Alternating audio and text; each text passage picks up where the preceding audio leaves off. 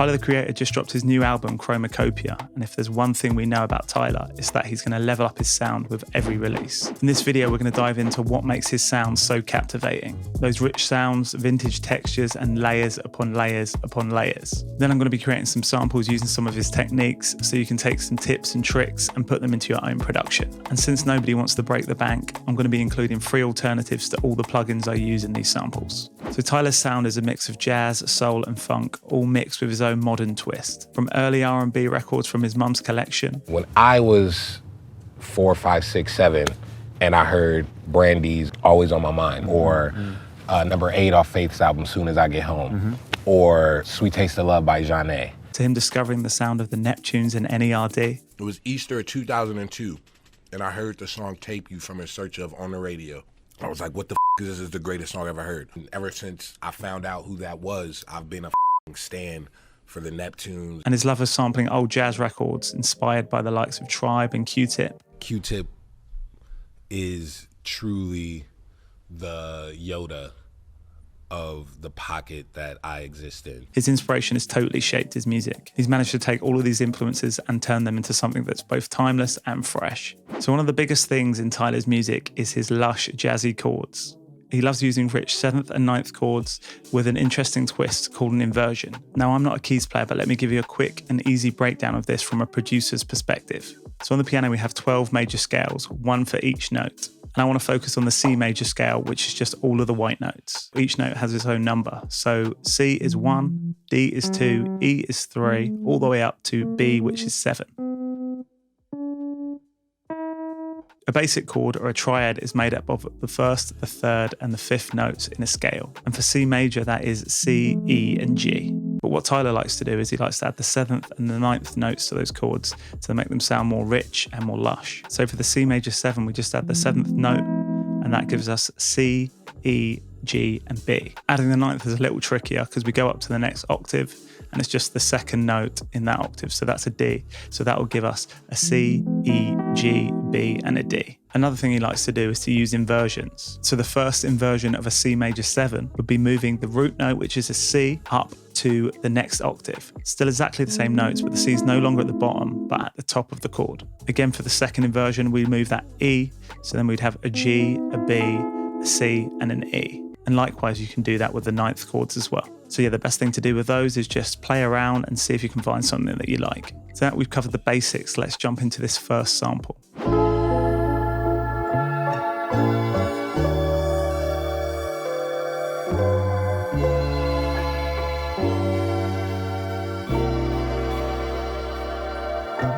So this sample started off with a chord progression using the techniques I was talking about above. I was just playing around until I made something that I liked. I used the King's Upright piano for this, which is free from Piano Book, and this is what that sounded like.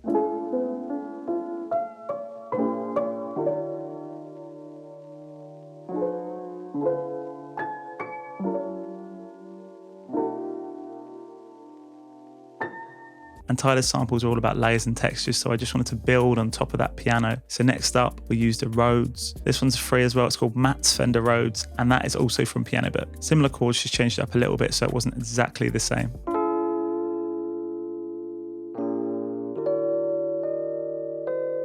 Then for a bit of sparkle on top, I used another free plugin, which was Vaults, and I used the Celeste inside that plugin.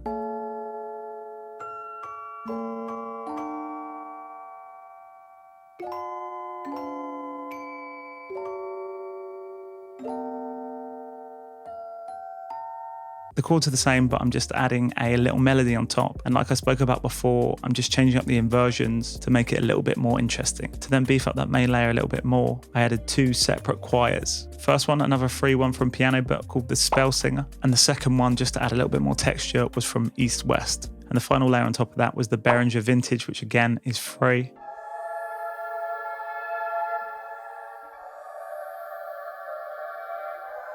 Like I said, they're all playing pretty similar chords, just with variations, just to mix it up a little bit. Next up, I wanted to layer in some strings because I know Tyler uses that a lot in his production. And I've got 6 layers, all from East West here. First up, I've got separate viola, violin, and cello instruments, all just playing one note.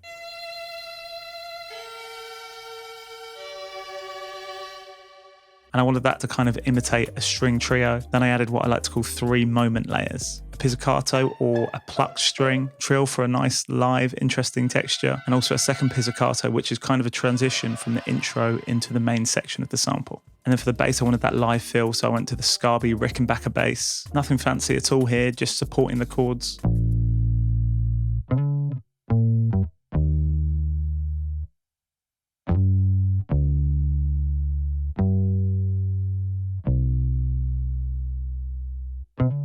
And then here's what it sounds like when we bring all of that together.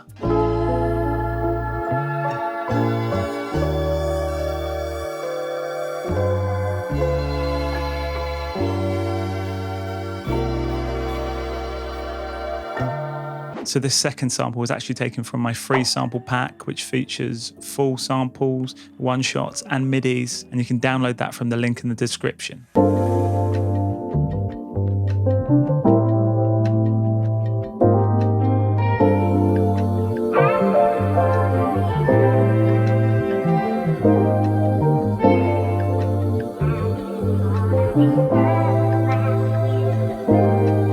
This one actually started with a percussion loop, which I found on my hard drive. I EQ'd that and then used a transient shaper just to tighten it up a little bit. I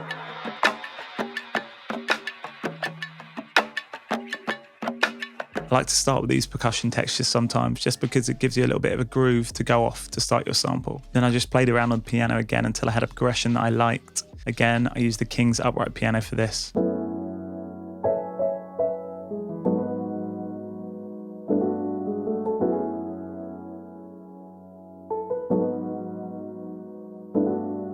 And next I wanted to introduce a choir sound. And I used the Hollywood Backup Singers from East West, which is one of my favourite choir sounds because it has such a soulful sound straight out of the box.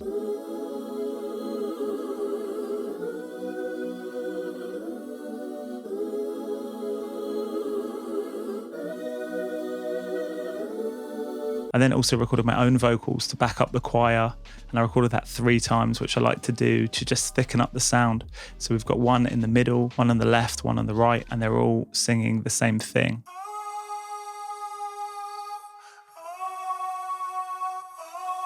I then added this really groovy bass line using my Epiphone viola bass, and I compressed that pretty heavily to give it a kind of synthy sort of feel.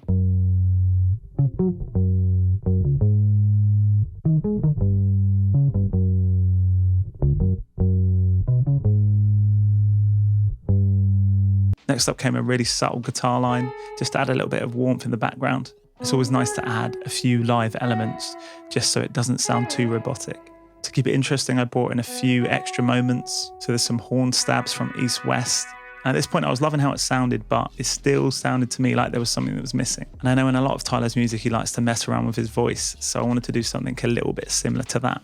I recorded a quick vocal idea, and I did 2 layers of that. When I do this, I normally just sing random melodies, record it all, and then just see what I like the sound of and chop that up to fit. So here's the original raw take of that. Yeah, I just wanna be loved by you. I just wanna be loved by you. And here's the processed version with lots of auto-tuning effects. And this is what that sounds like all together.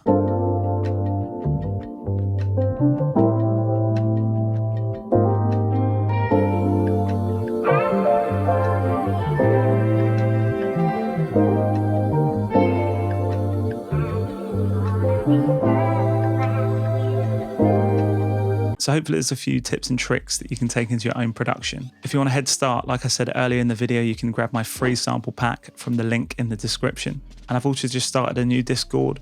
Links in the description for that. I want to get people in there sharing samples. We can talk about production. I hope we can all just level up together in there. And if you like this video, I'm sure you'll like my video on Griselda from a couple of weeks ago. It's got lots of tips and tricks which I think you can use in your production. Let me know in the comments what artists you'd like to see me break down next, and don't forget to subscribe.